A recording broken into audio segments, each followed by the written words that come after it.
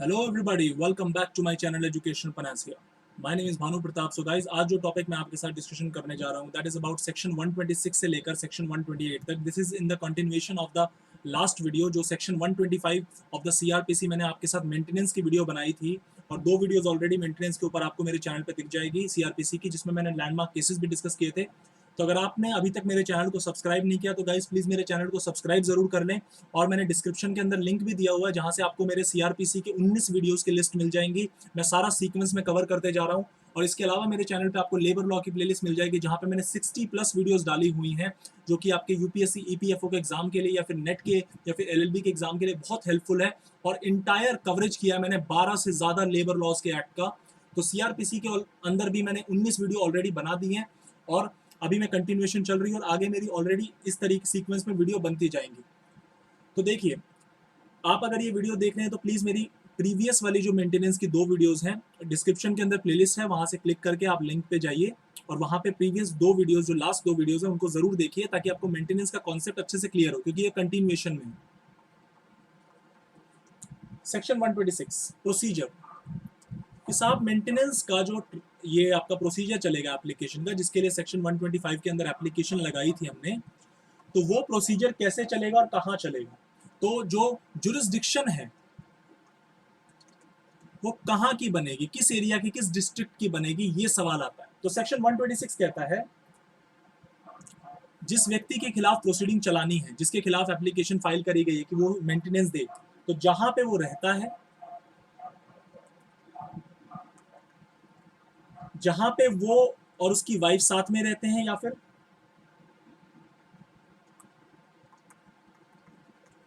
वो या उसकी वाइफ रहते हैं, या जहां पे वो अपनी वाइफ के साथ लास्ट में रहा है, जहां पे वो अपनी वाइफ के साथ लास्ट टाइम रहा है उस वाले एरिया में. ठीक है. तो इन केसेस के अंदर इन एरियाज में जुरिस्डिक्शन बन सकती है उस व्यक्ति के खिलाफ. मतलब अगर इन एरियाज में एप्लीकेशन 125 के एंटरटेन करी जाए तो मैजिस्ट्रेट उस एप्लीकेशन को एंटरटेन कर सकता है, क्योंकि मैजिस्ट्रेट को सेक्शन 126 इस बात का पावर देता है, मैजिस्ट्रेट को एम्पावर करता है कि इन एरियाज में मैजिस्ट्रेट प्रोसीडिंग को कंटिन्यू कर सकता है. दूसरी चीज कि जो भी एविडेंसेस होंगे वो एक्यूज्ड की प्रेजेंस में लिए जाएंगे. Point number 1.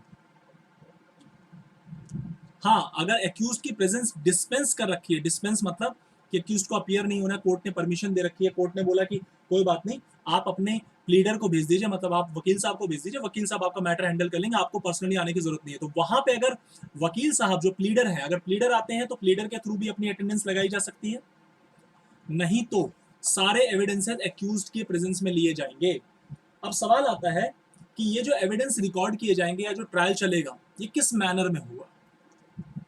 तो ध्यान रखना, सेक्शन 125 का मैनर वही होगा जो समन केसेस में होता है. जो ट्रायल का मैनर होगा वो समन केसेस वाला होगा. सेक्शन 126 ये कहता है.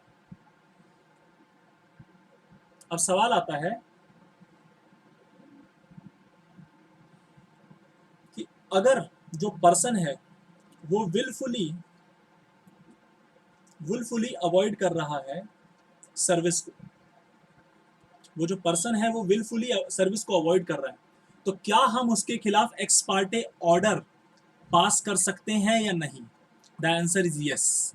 एक्स पार्टे ऑर्डर का मतलब कि उसके प्रेजेंस के बिना या उसके वकील के प्रेजेंस के बिना भी हम उसके खिलाफ मेंटेनेंस का सेक्शन 125 का ऑर्डर पास कर सकते हैं और हम उसको ये इंस्ट्रक्शन दे सकते हैं कि आपको एक पर्टिकुलर टाइम के अंदर पैसा देना है और अगर आप नहीं पैसा देंगे तो आपको जेल भी जाना पड़ सकता है. तो सवाल आता है कि अगर एक बंदा जिसको समन दिया जा रहा है, सर्विस की जा रही है, बट वो सर्विस अवॉइड करने की कोशिश कर रहा है, जानबूझ के कर रहा है, वो आ ही नहीं रहा कोर्ट में, ना वकील भेज रहा है, कोई बात नहीं, मैजिस्ट्रेट साहब एक्स पार्टे ऑर्डर कर देंगे. अब सवाल आता है कि एक्स पार्टे ऑर्डर पास हो गया तो क्या इस एक्स पार्टे ऑर्डर को सेट असाइड किया जा सकता है. The answer is yes. Time कितना है याद रखना, within 3 months from the date. जहां से ऑर्डर पास हुआ है ना, वहां से आप उसको 3 महीने के अंदर सेट असाइड करवा सकते हो. सेट असाइड की एक एप्लीकेशन लगानी पड़ेगी आपको. सिंपल आपको कोर्ट को रीजन बताना पड़ेगा कि भाई मैं एक गुड कॉज देना पड़ेगा सेट असाइड करने के लिए. आपको ध्यान रखना, हमेशा एक गुड कॉज देना पड़ता है. आपको मजिस्ट्रेट को बताना होगा कि साहब मैं क्यों नहीं आ रहा था, ये क्या रीजन था जिसकी वजह से मैं अपीयर नहीं हो पा रहा था, मैं बीमार था, मैं कोर्ट में मतलब अस्पताल में एडमिट था, जिसकी वजह से मैं अपीयर नहीं हो पा रहा था। तो यहाँ पे ये सेक्शन 126 का प्रोसीजर है। आप चलते हैं सेक्शन 127 पे।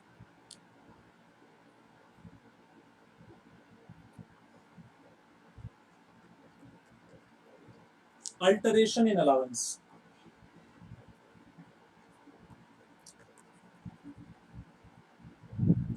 सवाल आता है कि मजिस्ट्रेट ने एक बार अगर मेंटेनेंस का ऑर्डर पास कर दिया, अगर मेंटेनेंस का ऑर्डर पास कर दिया है मजिस्ट्रेट ने, तो क्या उसको वेरी, क्या उसको कैंसिल किया जा सकता है या नहीं किया जा सकता?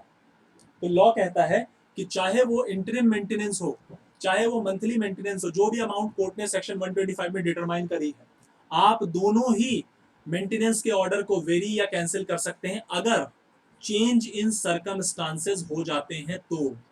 क्या हो जाते हैं? चेंज इन सर्कमस्टांसेस हो जाते हैं तो आप उस ऑर्डर को वेरी कर सकते हैं। अब वो कैसे कैसे सिचुएशन है जरा उस पर बात करते हैं सेक्शन 127 में। अगर मजिस्ट्रेट को लगता है कि सिविल कोर्ट के एक डिसीजन के बाद, सिविल कोर्ट के एक डिसीजन के बाद अब मजिस्ट्रेट मतलब जो मेंटेनेंस का अमाउंट है वो इतना सफिशिएंट दिया जा रहा है कि 125 के अंदर उस बेचारी को अमाउंट लेने की कोई जरूरत ही नहीं है, तो कोर्ट यहाँ पे जो 125 का ऑर्डर था ना, इस ऑर्डर को कैंसिल कर देगा।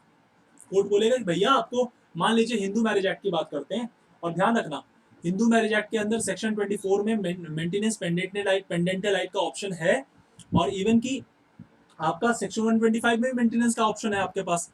तो अगर आपको यहाँ पे मेंटेनेंस मिल चुका है, आपको मेंटेनेंस आपके फेवर में ऑर्डर पास हो चुका है, और सिविल कोर्ट का एक डिसीजन आ गया, फैमिली कोर्ट का एक डिसीजन आ गया, तो वहां पे आपको सफिशिएंट पैसा आपके लिए फिक्स हो चुका है, तो वहां पे वो हस्बैंड होगा, वो बोलेगा यार मैं आपको दो दो जगह पैसा क्यों दूं?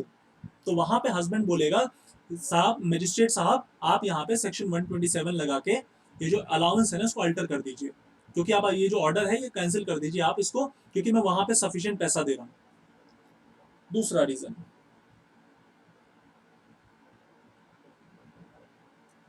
लेट सपोज किसी वुमेन को मेंटेनेंस मिलना है जो डाइवोर्स्ड है, उसको मेंटेनेंस मिल रहा है और उसने रीमैरिज कर ली, मेंटेनेंस का ऑर्डर रिवोक कर दो, क्योंकि शादी दूसरे के साथ करते ही उसके बाद वो अपने नए वाले हस्बैंड के ऊपर मेंटेनेंस का क्लेम कर सकती है, पुराने वाले हस्बैंड पे मेंटेनेंस का कोई क्लेम नहीं बनेगा। दूसरा, या तो उसने पर्सनल लॉस के अंदर, मतलब हिंदू मैरिज एक्ट के अंदर कोई अमाउंट रिसीव कर ली, या फिर कस्टमरी लॉस के अंदर, कस्टमरी लॉस के अंदर कोई अमाउंट रिसीव कर ली, तो अगर उनकी आपस में पहले ही सेटलमेंट हो चुकी है, लेट सपोज कि वुमेन ने बोला कि मुझे आप 15 लाख रुपए दे दीजिए, मैं आपसे मेंटेनेंस का कोई पैसा पर मंथ का नहीं मांगूंगी, तो हस्बैंड 15 लाख रुपए देने का एग्री हो गया, हस्बैंड ने दे दिया 15 लाख रुपए, बोला कि ठीक है मैं 5 इंस्टॉलमेंट में आपको 3-3 लाख करके 5 लाख 5 बार में दे देता हूँ पैसा। तो वहां पे जब 15 लाख रुपए ऑलरेडी ले लिया, तो क्या हस्बैंड क्या पर मंथ यहाँ पे सेक्शन 125 मेंटेनेंस लेगी? नहीं, मजिस्ट्रेट यहाँ का जो ऑर्डर है ना उसको कैंसिल कर देगा, 125 का ऑर्डर कैंसिल कर देगा, बोलेगा भैया चेंज इन सर्कमस्टांसेस है, we have to apply section 127, we have to apply the alteration in allowance. कौन सा अलावेंस? मेंटेनेंस का अलावेंस, चाहे वो इंटरिम हो चाहे वो मंथली हो। अगला, वुमेन ने वॉलेंट्री सरेंडर ऑफ राइट्स कर दिए, वुमेन ने वॉलेंट्री सरेंडर ऑफ राइट्स कर दिए, तो जब वुमेन ने अपने राइट्स ही सरेंडर कर दिए, वो खुद कह रही है कि मुझे मेंटेनेंस नहीं चाहिए, हो सकता है रीजन ये हो सकता है कि वुमेन के पास अपना सफिशिएंट पैसा हो, तो अगर वुमेन कह रही है कि मुझे मेंटेनेंस नहीं चाहिए तो कोई दिक्कत नहीं है, खत्म। अब सवाल आता है कि लेट सपोज कि सिविल कोर्ट को डिग्री पास कर रहा है मेंटेनेंस की, और सिविल कोर्ट को पता चलता है कि मैं, ये जो हस्बैंड है ये ऑलरेडी सेक्शन 125 में मेंटेनेंस का पैसा दे रहा है, तो सिविल कोर्ट इस फैक्टर को कंसीडर करेगा, ध्यान रखना, क्योंकि देखिए पैसा चाहे सेक्शन 125 से जाए, पैसा चाहे सिविल कोर्ट की फैमिली लॉ से जाए, जा तो हस्बैंड वाइफ को ही रहा है ना, या फिर जिसको देना है उसी को तो जा रहा है ना। तो लॉ कहता है कि अगर सिविल कोर्ट जब भी मंथली अलावेंस का फिर मेंटेनेंस का पैसा फिक्स करता है ना, तो वो सेक्शन 125 में ऑलरेडी ऑर्डर हुए मेंटेनेंस के जो उस फैक्टर है, वो जो अमाउंट है, वो जो मंथली अलावेंस है उसको कंसीडर करता है और बोलता है कि हाँ this makes a valid ground. ठीक है, अब चलते हैं हम सेक्शन 128 पे, जिसके बाद आज का आपका मेंटेनेंस का टॉपिक फिनिश हो जाएगा। मेंटेनेंस में मैं ऑलरेडी मैं बता दूं, मैं 3 वीडियोस बना चुका हूं, आप डिस्क्रिप्शन में लिंक है, क्रिमिनल सीआरपीसी इन हिंदी करके प्लेलिस्ट है, आप वहां लिंक पे जाइए, आपको जो 19th वीडियो और 18th वीडियो जो मिलेगी, मैंने पार्ट इस थंबनेल के अंदर मेंशन किया, आपको दिख जाएगा। सेक्शन 128 देखिए, सेक्शन 128 कह रहा है enforcement of order of maintenance, enforcement of order of maintenance.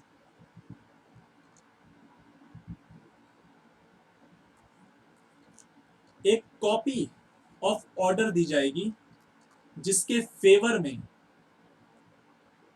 Maintenance का जो सेक्शन 125 का था, तो copy of order free of cost, ध्यान रखना, फ्री ऑफ कॉस्ट दी जाएगी जिसके फेवर में मेंटेनेंस का ऑर्डर आया है, या फिर उसके गार्जियन को, क्योंकि एक बच्चे के फेवर में भी तो हो सकता है मेंटेनेंस का ऑर्डर, या फिर या तो डायरेक्ट उस बंदे को या फिर उसके गार्जियन को जिसके फेवर में ऑर्डर आया उसको फ्री ऑफ कॉस्ट दी जाएगी।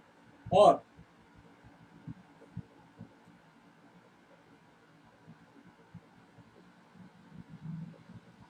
अब ये जो इन्फोर्समेंट है सेक्शन 128 का, इसको कौन सा मैजिस्ट्रेट ट्राई कर सकता है, कौन सा मैजिस्ट्रेट इसको इन्फोर्स कर सकता है, ये बात आती है। पॉइंट नंबर 1, इसको कोई भी मैजिस्ट्रेट इन्फोर्स कर सकता है। ऑर्डर पास तो कर दिया सेक्शन 125 में, लेकिन ऑर्डर की इन्फोर्समेंट भी तो जरूरी है। जैसे सिविल कोर्ट में डिग्री पास हो जाती है, तो सिविल कोर्ट में सिर्फ डिग्री पास होने से काम नहीं चलता ना, एग्जीक्यूशन कराते हो ना ऑर्डर 21 में। तो इसी तरीके से एनफोर्समेंट भी कराना मैजिस्ट्रेट का जिम्मेदारी बनती है। तो सवाल आता है कि कौन सा मैजिस्ट्रेट कर सकता है। तो एक चीज समझ लीजिए, this order may be enforce by any magistrate in any place where the person against whom it is made is being done. पहली चीज। दूसरी चीज कि यहाँ पे अगर मैजिस्ट्रेट सेटिस्फाइड है कि अभी तक नॉन पेमेंट हुई है, तो मैजिस्ट्रेट उसको एनफोर्स कर सकता है। अगर ऑलरेडी पे हो चुका है तो एनफोर्स कराने की जरूरत ही नहीं पड़ेगी।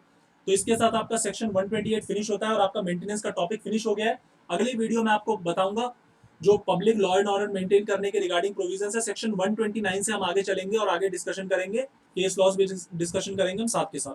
तो thank you so much guys for giving your precious time to me. Thank you very much.